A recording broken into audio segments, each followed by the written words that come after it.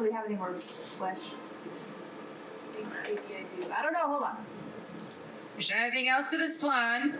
Anyone else connected to it? Coven tried to resurrect Megla, to resurrect other thing. Well, the Megalodon's already alive. Yeah. Sorry. I was like, Coven tried to use Megla to resurrect thing. That is all Grudo know. And they didn't say how they're gonna use the Megla to summon? So where is this coven? Or how much do you know about them? Coven live underwater. She thinks really hard. By islands. The islands? Okay. Like we can look on a map and find islands. Island clusters when we want to find stuff. By islands. This old Grudo. I couldn't hear what anyone was saying just now. So she just asked where the coven was. Right. And he said they live underwater by an island. How big is the coven? Do you know? That's okay, take your time. He's just you see him pull out his fingers and count on them. And he's just more than this. Okay. Okay. You see him Where exactly is this island? he's just Grudo don't know where Grudo is. If we let you go, what will you do next? Grudo will go to sea. Try to find food. I'm just gonna pull out her The witch jar and is start starving sawing the rope. Okay, yeah, but you easily, you cut it. He kind of, flinches away for a minute, and then he's like, oh. What did you say, Kristen? Sorry. I was gonna ask, the name, no. What did I ask? I don't remember. Play the tape back! I don't remember what I just said. You were asking where the island was at. Yeah, he said he didn't know. I guess I was asking for, the name of it so I could look it up or something. Oh, and you asked what he was going to do. Oh, yeah, that was it. What would you do if we set you free? And then I think Luna just kind of cut him up. Yeah, he said that he was just going to look for food and return to the sea. Yeah, I don't remember anything else, so that must have been it. Who knows? Yep. Okay. Well, can Grudo go now? Yes, Grudo can go now. Yeah, you're free. Here, and if you During want this food... part of the investigation, Ciara has actually started playing with the sporlings, touching their little bells, I reach into my pack and bring out one of the good berries, and I give him one. Here. Make a charisma check.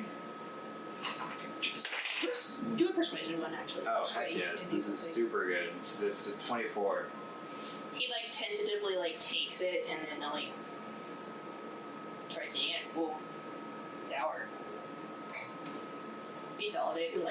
His mouth opens up wider than you'd expect. Oh, and then anglerfish. Kind of Stitch opens his mouth. And, garbage lid. Yeah, garbage lid.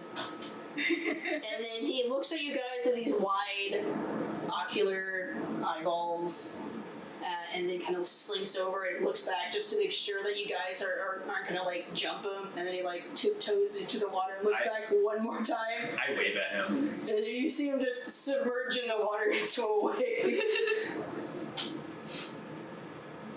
Odd fellow, ain't he? And she just plump to one of the sporlings. They kind of like it, because you see them kind of twirl a little bit, and then kind of try to reach for your hand to do it again. Aww. What does it smell like? It's the spores coming off of it. It's I mean it smells like flowers, like a sweet floral scent. So Aw, they smell like me. As I twirl my hair. Can we like take the? How do we take the spores back with us?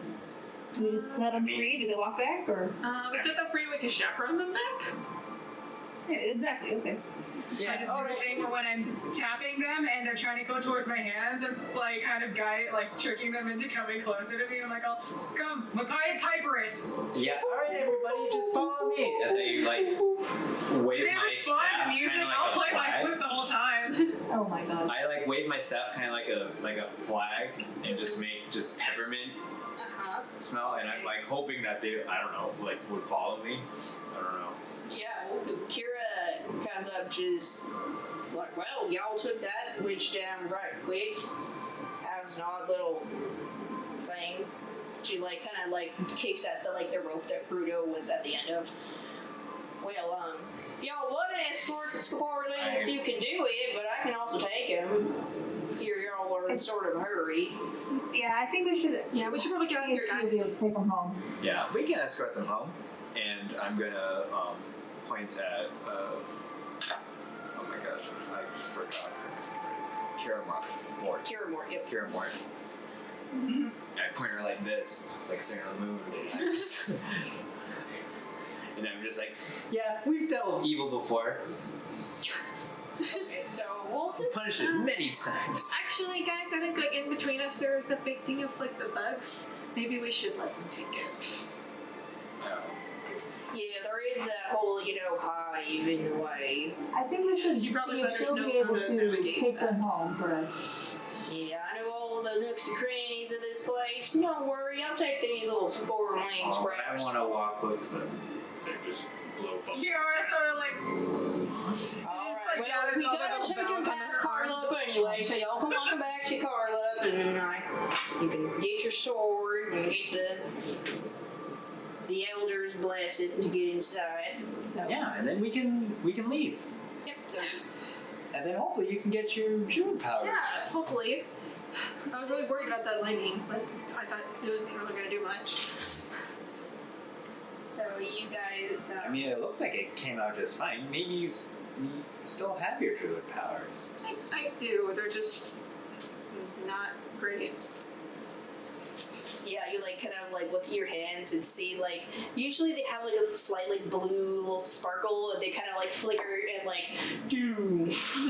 Like someone just turned down the brightness setting. Yeah. So you guys come back to Carlup. Okay. I'm gonna take a quick break, but I'm still gonna be listening. Okay, party break. We can take a quick break. It's 9 o'clock. Yeah, okay, yeah, we'll do a 5-minute break, guys. Before departing with them, I just kind of gather all the little bells and I just do one united pump. They actually jump a little bit.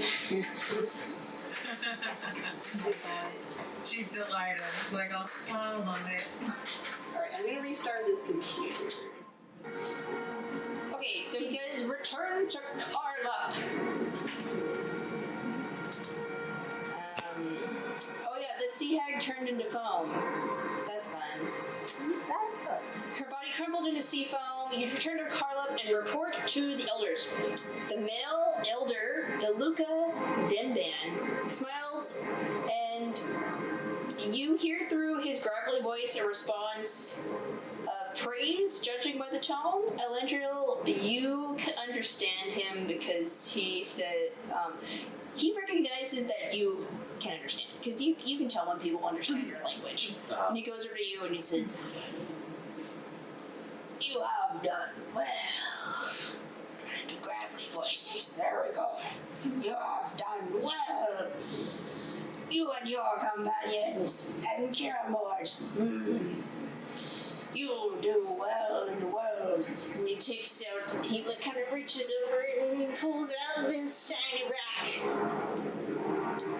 Sorry, I got really menacing. Menacing shiny rock. Play the happy music. And it's this nice, smooth rock with that has a teal coloring on it. Yeah, I guess I put my hands out as he's gesturing it up. What's in your hand? There will be a pedestal in front of the tomb. Put it there. and you will be granted access. Sorry, there's a what in front of the tomb? There's a pedestal in front of the tomb. You're like, Can I hold it? Does like weird trick lady even though I can't talk? I mean, sure, yeah. As I give it to Yeah, just don't give it to me.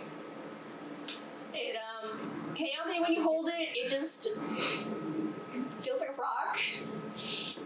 Do I know what it is? Sure, you can hold it.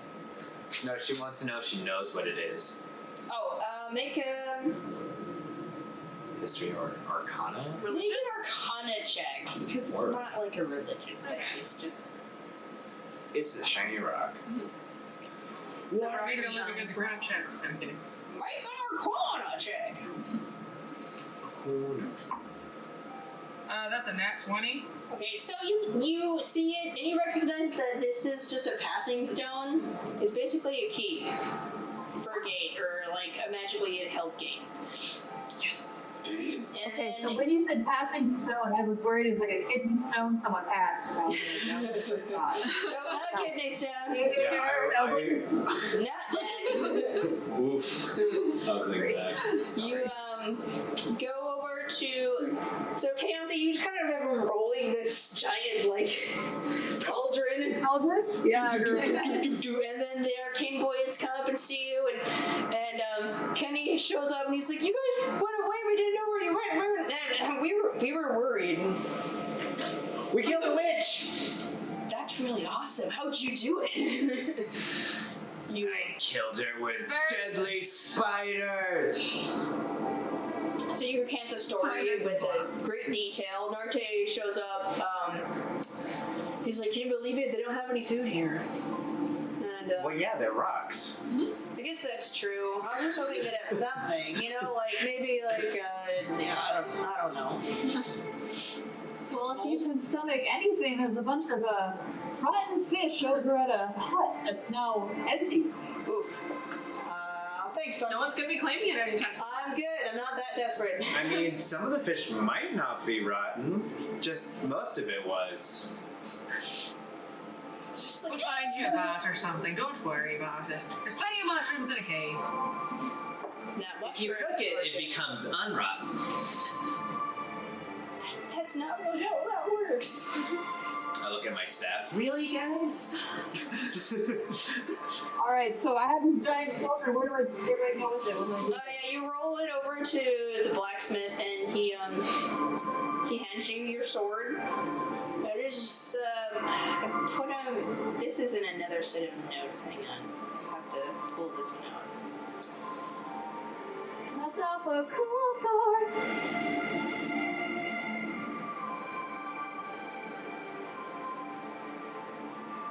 Item shop. Jara. There we go. You go over to Jara. He says, "Well, thank you. Real nice to have one of these around here. Get some nice work done." Good for he like prattles on about like what it's for. You don't understand any of it because it's all smithing stuff. You're like, Yeah, Keyanthi would nod politely the whole time. yep. Like her eyes like dashing over to the cool sword to him. So she's not gonna interrupt. She's polite. And as an old person, he goes on for quite a while. Yep. Oh my goodness. And he sees her eyes glaze over, and he's like, "I'm sorry, little lady. I just don't get a lot of people listening to me these days." And he takes out the box and unclicks it, and takes the sword, sheathes it for you, and hands it over. "Damsel, here is your sword." Thank you so much. I appreciate you making this harder with me. Oh, I am good. Well, my pleasure. It's not like many of us down here are gonna have use for a sword. And once again, I thank you. Oh, good. Well, happy travels to you. Come back again sometime. Goes Oh, back. I'll definitely have to if I have to. Do so I'm gladly. Yes. Anyway, then I leave the store and I join my friends again. Cauldron free and now the cool sword. Yes, I will have to find you the cool sword later. I don't know where I put it. I don't think you're gonna. I didn't plan combat. Oh. I leave the door with a cool sword. Yes. And I'm like, New yay, sword. You guys return, and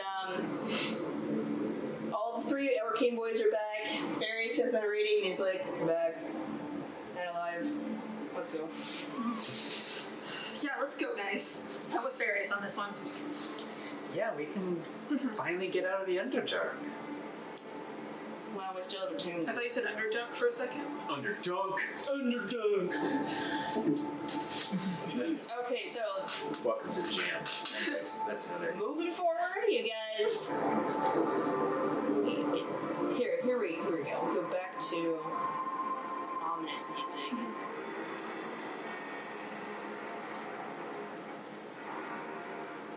The entrance to the tomb of Briotrax stands before you as an ominous edifice that looms. His heart's just like racing. Thud, thud, thud. There's a fence that has been wrought around around it like some type of metal you don't recognize. It extends up and has large spikes atop of it. The bars hum with a magical energy and glisten with carved runes. You see Narte kind of curiously tap it and goes, "Ow, ow, ow, don't touch it." It's hot. It's zappy. Zappy. Don't what? Inside, like, Ow! Roll D4. Take your damage. Okay. Whoopsie damage. Why didn't you warn me? So if you keep touching it long enough, if you just keep touching it enough, you'll eventually die. So Yeah, that's accurate. You would only die of stubbornness. Why didn't anybody warn me? So at the you eventually come to a gate in this fence. There's a pedestal next to it, and atop it there's a smooth groove, the perfect shape for the stone you were gifted. Ooh, that's wow, what a coincidence! What a coincidence! It's like it was supposed to go there. You drop it in. my god. Alright, so Keyanthi will go ahead and walk up to the pedestal. She's going to treat it with as much respect as possible because we just her goddess she's walking in. So she'll place it into the step back where it can happen. Okay. So it slides from your hands and into the groove of the pedestal. There is the pedestal lights up, and you hear the hum of bells tinkling. And you turn your head to the gates and the fence, and notice that bells have been subtly forged into the design. The gates jingle and then shift to either side on grooved railways. How do you have such a good body? How do you have such a good laddie? Wait, what? Sorry, There was just an ad. there is an ad. Come on. Another ad! Oh yeah. Gotta go. Alright. It's because I'm on his track. Here we go. So the gates slowly, smoothly open up. You marvel at the sheer craftsmanship before moving on. Before you is the entranceway to this great and terrible tomb. Jagged stalagmites surround the entrance like a mangled jaw, and darkness seems to spring forth in not like puffs, but like Waves. Waves. You're like mist kind of swells out. This is the place. Hesitantly, you step back and you step inside. Black marble with flecks of silver specks in it sparkle as you pad across the floor. Pillars of similar obsidian color flank the halls. Their braziers aglow an eerie blue flame. You hold your hand out to it, and they give off light, but not warmth. The voice you heard in the echoes of the caves, the same one that whispered and tickled at your minds, speaks in full volume. Not harsh, but present. Which is eerie, as there seems to be no source, for the sound is all around you. Welcome. I've been expecting you, little wanderers. Step forward, one at a time. I can't be step forward first. ever step forward. Okay, so at the end of the glossy black hall is a set of doors. With a thud, they crack open and swing forth with ghostly hands. Beyond is nothing but empty blackness. It chills your bones and licks at your sides, yet you feel a strange pull towards it. Keyanthi, you step forward into this darkness. By crossing through mist and walk in complete darkness till a blue flame flickers to life. You come to a circular chamber. The floor illuminates with a large magic circle with 4 exterior circles around it. So there's a pedestal that's raised, and there's this big bulbous round cauldron on it. And then out from that cauldron are 4 more circles. There's a staircase that skirts the edge of the large cauldron, and you could walk up to the rim of the cauldron. It's the size of a swimming pool, and you could submerge yourself in it if you wanted to. The lights around you, there's circles as you step across the floor, they light up. And there's ancient writing along the edges of the circle. You don't recognize it. As your eyes adjust to this darkness, you see a gigantic... Keyanthi, you've kind of been in this room before. You recognize it. Someone who's familiar. Yeah. I remember thinking of that. Yeah, a gigantic figure looms over you. You see thick chains coiling around a tree, which you didn't see before because it was too dark. And carved on this tree are more primordial writings carved into the trunk. The tree is it's healthy and strong, despite, you can assume reasonably that there's no sunlight down here. The branches reach up into the darkness and leaves cling to its limbs. The figure is bound tightly to a tree, and blue-colored liquid drips down from the sides. Your eyes follow the liquid to an empty arm socket. Feathered wings arch upward and are pinned down to the tree with spikes. The torso and legs of the body are bound to the tree, and black hair droops downward.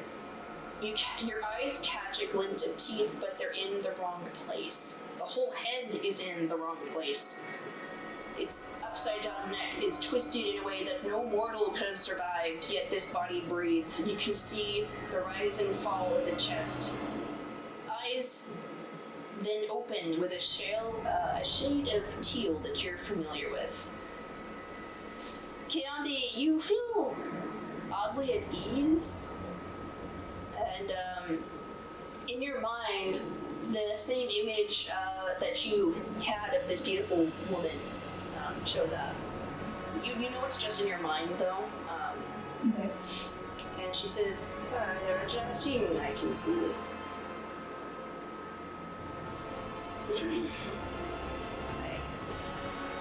I've reached to the minds of my children, and I've found a few more things for you. I can't hear you at all. I'm talking a lot. So. I have reached into the minds of my children and have found a few more things. You will need to find the sword. Please do hear me. Yeah, I can hear you. Definitely hear you now. Yeah, that's because it's right in front of me. Yeah, I see. Wait, hold on. So, Keyanthi is bowing in free to show respect to the chain goddess. Okay, yes. Bows deeply. Do you kneel on the floor or do you just bow? I'd be kneeling. I got it. Yes, so you kneel, and she says, Clenching my staff. "You will need to find the Sword of Ages. It is a relic from when this planet was still one with its sister. The sword has been splintered. You will need to find the pieces and reforge it. In your mind's eye, you see a brilliant sword gleaming in the light. It is likely being held by the 4 warden dragons, the same 4, one of which is your grandfather. I sense it is here." She sends you an image of a manor in disrepair, surrounded by fields, and at the edge of those fields are a dense wood. It looks like the Elven Principalities, probably in the western edge, but you're not 100% sure. And then she leans, She leans closer to you and says, I suspect your friend Serena will have more answers. But alas, I have sent her on her way. Where did she go? Oh, well, you see, she was quite adamant on exacting revenge on this terrible father of hers. And being someone as quite a huge fan of revenge against familial members, I promptly turned her to a banshee and sent her on her way with my blessing. Delightful child. Fan. Wait, so Yes, I am glad that you Serena's alive? Wait, is As alive as a banshee can be. it just me here, or is everyone Yeah, else it's just you. Oh, is this you? Yeah. Okay, so we don't. Yeah. Okay, sorry. Is there a way that I Yes, could I- know where Serena has gone? Is she someone I can speak to? But is, Well, is everyone she's else, your emerging Eliamne is it lad. just me here, or is everyone else She just, is one of those nobles. She kind of rolls her eyes. is there a way that I could know where Serena has gone? I suspect you should start there. There should be one of the sword fragments hidden on the land, or in this manor, or wherever this dragon is. But I suspect he's there.